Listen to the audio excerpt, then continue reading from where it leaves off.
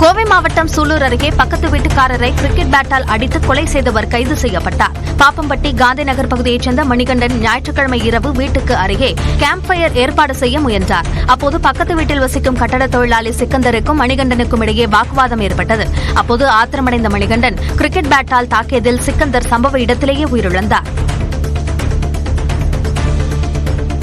சித்திரை மாத பிறப்பையொட்டி தூத்துக்குடி மாவட்டம் சிங்கிலிப்பட்டி கிராமத்தில் பொன்னியர் பூட்டும் திருவிழாவை விவசாயிகள் கொண்டாடினர். காளை மாடுகள், டிராக்டர்கள் அலங்கரித்து கோயிலில் சிறப்பு பூஜைகளுடன் பொதுமக்கள் தேர்ந்தெடுத்த நிலத்தில் உழவு செய்தனர். கோவில்பட்டி கோட்டாட்சியர் மகாலட்சுமி பங்கேற்று பாரம்பரியமிக்க கம்பு விதையை பயிரிட்டு பொன்னியர் திருவிழாவை தொடங்கி வைத்தார்.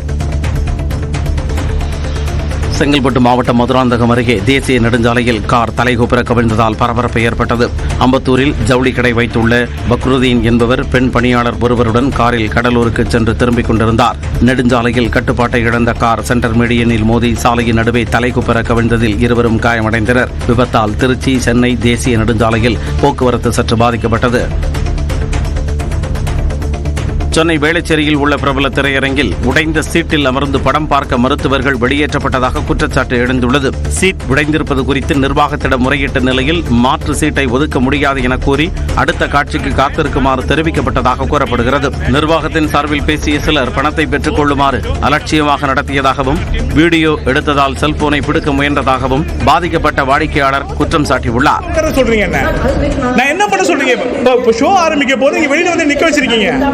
இந்த ஷோ பண்ண முடியாது. இப்ப சேர் ஒன்றுனா ஒன்றும் பண்ண முடியாது, வெளியே தான் நிற்கணும். இப்போ நான் இதனால இந்த ஷோக்காக நான் பிளான் பண்ணி வந்திருக்கோம் சார். நாங்கள் 4:10 ஷோ புக் பண்ணி வந்திருக்கோம். அது இல்லாமல் நீங்கள் வந்து ரொம்ப ரூடா பேசுறீங்க, வேற ரொம்ப ரூடா பேசுறது. அவர் இல்லை ஒருத்தர் பேசிட்டு போறாங்க. மீடியா வந்து என்ன சொன்ன என்ன பண்ணுவாங்க, மீடியா வந்து என்ன பண்ணுவாங்கன்ற மாதிரி கேட்டு போறேன். இல்லை உங்க ஆளுங்க தான் பேசிட்டு போனாங்க சார். சேலம் மாவட்டம் ஆத்தூரில் விவசாயி வீட்டின் பூட்டை உடைத்து பீரோவில் இருந்த 45 சவரன் தங்க நகை, 1 கிலோ வெள்ளி மற்றும் 3.5 லட்சம் ரூபாய் கொள்ளையடிக்கப்பட்டுள்ளது. பழனிவேல் என்பவரின் மனைவி கடந்த 26ஆம் தேதி நோய்வாய்ப்பட்டு உயிரிழந்தார். இதனால் பழனிவேல் இரவு நேரங்களில் வீட்டை பூட்டிக் கொண்டு தோட்டத்தில் தங்கியுள்ளார். இந்நிலையில் ஞாயிற்றுக்கிழமை வழக்கம் போல தோட்டத்தில் தூங்கிவிட்டு காலை வந்து பார்த்தபோது வீட்டின் பூட்டை உடைத்து கொள்ளையடிக்கப்பட்டிருப்பது தெரியவந்தது. தாம்பரம் அருகே வாரம் ஒருமுறை மட்டுமே பொருட்களை திருடும் திருடன் கைது செய்யப்பட்டார். பழைய பெருங்கலத்தூர் பகுதியில் உள்ள சூப்பர் மார்க்கெட்டில் தான் வாங்கிய பொருட்களுக்கு உடனே பில் போட சொல்லி பணம் கொடுத்து வாங்கியதை விட அதிகமான பொருட்களை எடுத்துச் சென்றுள்ளார். இதனை கவனித்த ஊழியர் பொருட்களை சரிபார்க்க வேண்டும் என்று கூறியதும் தான் பெரிய ரவுடி என்று கூறி மிரட்டியுள்ளார். இதனையடுத்து போலீசார் விசாரித்ததில் அவர் டாக்ஸி ஓட்டுநர் என்பதும் திருட்டு பொருட்களை குறைந்த விலையில் விற்பனை செய்ததும் தெரியவந்தது. திருவாரூர் மாவட்டம் மன்னார்குடியில் பொறியாளரை வெட்டிவிட்டு தப்பியோடிய பாஜக பிரமுகருக்கு வலது கையில் முறிவு ஏற்பட்டது. நண்பர்களுடன் சேர்ந்து பொறியாளர் செழியன் என்பவரை திருமேனி வெட்டியதாக கூறப்படுகிறது. இதையடுத்து இந்த சம்பவத்தில் ஈடுபட்ட 4 பேரை கைது செய்யும் போது திருமேனி தப்பிக்க முயன்றபோது வலது கையில் முறிவு ஏற்பட்டதாக காவல்துறை தரப்பில் தெரிவிக்கப்பட்டுள்ளது. திருச்சி தஞ்சை தேசிய நெடுஞ்சாலையில் கஞ்சா கடத்தி வந்த 2 பேரை காவல்துறையினர் கைது செய்தனர். கஞ்சா கடத்தப்படுவதாக வந்த தகவலின் அடிப்படையில் போலீசார் வாகன தணிக்கையில் ஈடுபட்ட போது இருசக்கர வாகனத்தில் வந்த 2 பேர் போலீசாரை கண்டதும் தப்பி ஓட முயன்றனர். அவர்களை விரட்டி பிடித்து விசாரித்ததில் இருவரும் திருச்சியை சேர்ந்தவர்கள் என்பதும் 4 கிலோ 200 கிராம் கஞ்சாவை விற்பனை செய்யவிருந்ததும் தெரிய வந்தது. தமிழ் புத்தாண்டு விடுமுறையை ஒட்டி கம்பம் அருகே உள்ள சுருளி அருவியில் மக்கள் திரண்டனர். மேகமலை வனப்பகுதிகளில் போதிய அளவு மழை இல்லாத நிலையில் சுருளி அருவியில் நீர்வரத்து குறைந்தே காணப்படுகிறது. இருப்பினும் அருவி நீரில் நீராடிய மக்கள் அருகே உள்ள விநாயகர் கோயிலில் சாமி தரிசனம் செய்தனர்.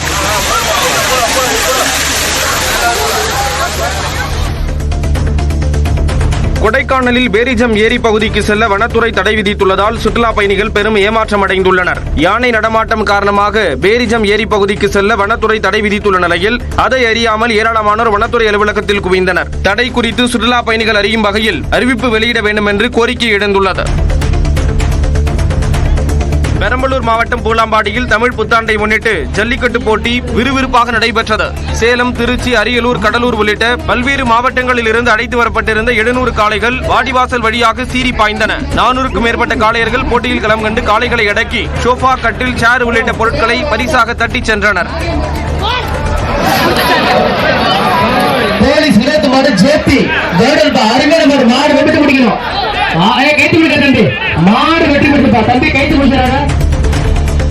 உதகை அருகே மஞ்சூர் அன்னமலை முருகன் கோவிலில் சித்திரை காவடி திருவிழா வெகு விமர்சையாக நடைபெற்றது. 500க்கும் மேற்பட்ட பக்தர்கள் காவடி சுமந்து கொண்டு திருத்தேருடன் ஊர்வலமாக வந்தனர். அரோகரா கோஷம் முழங்க நடனமாடியபடியே அவர்கள் கோவிலை வந்தடைந்து நேர்த்திக்கடன் செலுத்தினர்.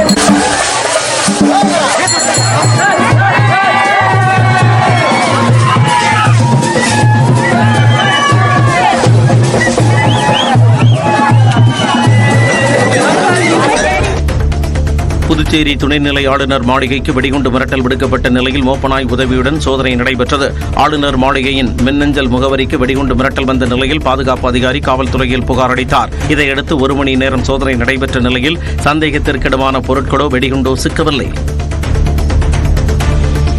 சென்னை போரூரில் மதுபோதையில் சிகரெட் கேட்டு தகராறில் ஈடுபட்ட வடமாநில இளைஞர்கள் சிலர் உள்ளூர் நபர்களை துரத்தி தாக்கிய காட்சி வெளியாகி அதிர்ச்சியை ஏற்படுத்தியுள்ளது.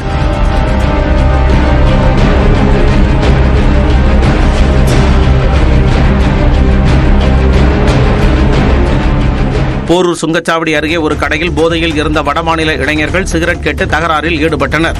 திடீரென 10க்கும் மேற்பட்ட வடமாநில இளைஞர்கள் கூடி அப்பகுதியில் சென்றவர்களை கையில் கிடைத்த பொருட்களை கொண்டு தாக்கியுள்ளனர். இது தொடர்பாக காவல்துறையினர் விசாரணை நடத்தி வருகின்றனர். கொடைக்கானலில் கோடை சீசன் தொடங்கியுள்ள நிலையில் 3 இடங்களில் கட்டண வாகன நிறுத்தம் திறக்கப்பட்டுள்ளது. அரசு பேருந்து நிலைய பணிமனை வளாகம், வட்டக்கானல், அப்சர்வேட்டரி, ரோஜா பூங்கா உள்ளிட்ட 3 இடங்களில் வாகன நிறுத்தங்கள் அமைக்கப்பட்டுள்ளன. 500க்கும் மேற்பட்ட வாகனங்கள் நிறுத்தும் அளவிற்கு JCB வாகனம் மூலமாக புதர்கள் அகற்றப்பட்டு மரங்களை வெட்டி சீர் செய்து வாகன நிறுத்தங்கள் அமைக்கப்பட்டுள்ளன. அங்கு குடிநீர், கழிவறை உள்ளிட்ட வசதிகளும் ஏற்படுத்தப்பட்டுள்ளன. சென்னை சாலி கிராமத்தில் சிறுவன் ஓட்டிச் சென்ற பைக் மோதியதில் முதியவர் படுகாயமடைந்தார். கடந்த 11ஆம் தேதி இரவில் காந்தி நகரைச் சேர்ந்த 76 வயதான சம்பத் அம்பேத்கர் தெருவில் சாலை ஓரம் நடந்து சென்றார். அப்போது வேகமாக வந்த பைக் மோதியது. இதில் தூக்கி வீசப்பட்ட முதியவருக்கு முகம் மற்றும் கையில் பலத்த காயம் ஏற்பட்டது. இந்நிலையில் விபத்தை ஏற்படுத்தியது 16 வயது சிறுவன் என்பது தெரிய வந்துள்ளது.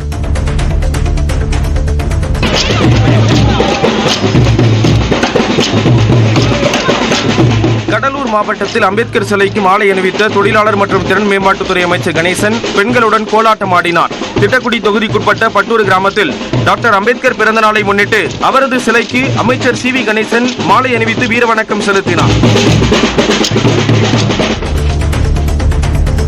மதுரையில் அம்பேத்கர் சிலைக்கு மாலை அணிவிக்கும் நிகழ்வின் போது பாஜகவினர் வழக்கறிஞர்களிடையே தள்ளுமுள்ளு ஏற்பட்டதால் பரபரப்பானது.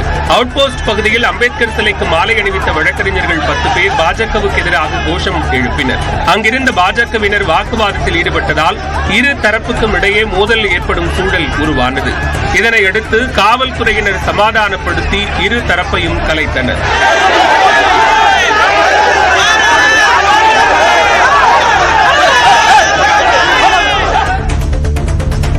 ஈரோடு மாவட்டம் கொடுமுடி அருகே கிணற்றில் நீச்சல் பழகச் சென்ற இளைஞர் தண்ணீரில் மூழ்கி உயிரிழந்தார்.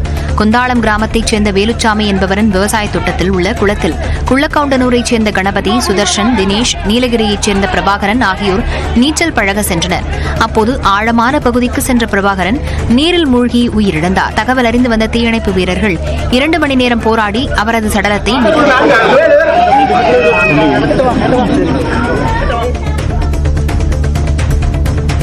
தேனி மாவட்டம் உத்தமபாளையம் அருகே மாற்றுத்திறனாளி பெண் காணாமல் போன நிலையில் தேனி அரசு மருத்துவக் கல்லூரி மருத்துவமனையிலிருந்து மீட்கப்பட்டார். அவரை பக்கத்து வீட்டு இளைஞர் கடத்திச் சென்று பாலியல் வன்கொடுமை செய்ததாக கூறி பெண்ணின் உறவினர்கள் சாலை மறியல் போராட்டத்தில் ஈடுபட்டனர். உரிய நடவடிக்கை எடுப்பதாக காவல்துறை தெரிவித்த நிலையில் அவர்கள் கலைந்து சென்றனர். மதுரை மாவட்டம் திருமங்கலம் அருகே நல்லமரம் கிராமத்தில் அமைந்துள்ள புண்ணியமூர்த்தி திரௌபதி அம்மன் கோயில் பொங்கல் விழாவையொட்டி ஜல்லிக்கட்டு போட்டி நடைபெற்றது. இதில் மதுரை, தேனி, விருதுநகர், திண்டுக்கல், சிவகங்கை உள்ளிட்ட பல்வேறு மாவட்டங்களிலிருந்து 655 காளைகள் பங்கேற்ற நிலையில் 400 மாடுபிடி வீரர்கள் களம் கண்டனர். போட்டியில் வெற்றி பெற்ற காளைகளின் உரிமையாளர்களுக்கும் காளையர்களுக்கும் பீரோ, கட்டில், சைக்கிள் உள்ளிட்ட பல்வேறு பரிசுப் பொருட்கள் வழங்கப்பட்டன. கரூர் மாவட்டம் தாலியாப்பட்டி கிராமத்தில் பட்டப்பகலில் வீட்டின் பூட்டை உடைத்து கொள்ளையடித்த பெண் கைது செய்யப்பட்டார். நகுல்சாமி, சந்திரமதி என்ற வயதான தம்பதி கடந்த 12ஆம் தேதி வெளியே சென்றிருந்த நேரத்தில் கதவை உடைத்து உள்ளே புகுந்த பெண் பீரோவில் இருந்த 3 சவரன் நகை மற்றும் பணத்தை திருடிச் சென்றார். CCTV பதிவுகளை கைப்பற்றி விசாரணை நடத்திய காவல்துறையினர் வெள்ளியணையைச் சேர்ந்த ரஞ்சிதாவை கைது செய்து நகைகளை மீட்டனர். நோ ஹெல்மெட் நோ ரைட் என்ற தலைப்பில் சென்னை OMR சாலையில் வாகன ஓட்டிகளுக்கு விழிப்புணர்வை ஏற்படுத்தும் வகையில் ஆட்டோ பேரணி நடைபெற்றது. செம்மஞ்சேரி போக்குவரத்து காவலர்கள் சார்பில் நடைபெற்ற இப்பேரணியில் 150 ஆட்டோக்கள் பங்கேற்றன. திருவண்ணாமலை மாவட்டத்தில் 2000 ரூபாய் மதிப்பிலான பிஸ்கெட்டுகளை கொண்டு அம்பேத்கரின் முகம் வரையப்பட்டுள்ளது. ஆரணி டவுன் அம்பேத்கர் நகர் பகுதியைச் சேர்ந்த ஹரீஷ் பாபு என்ற ஓவியர் 5 மணி நேரம் செலவிட்டு இந்த ஓவியத்தை வரைந்துள்ளார்.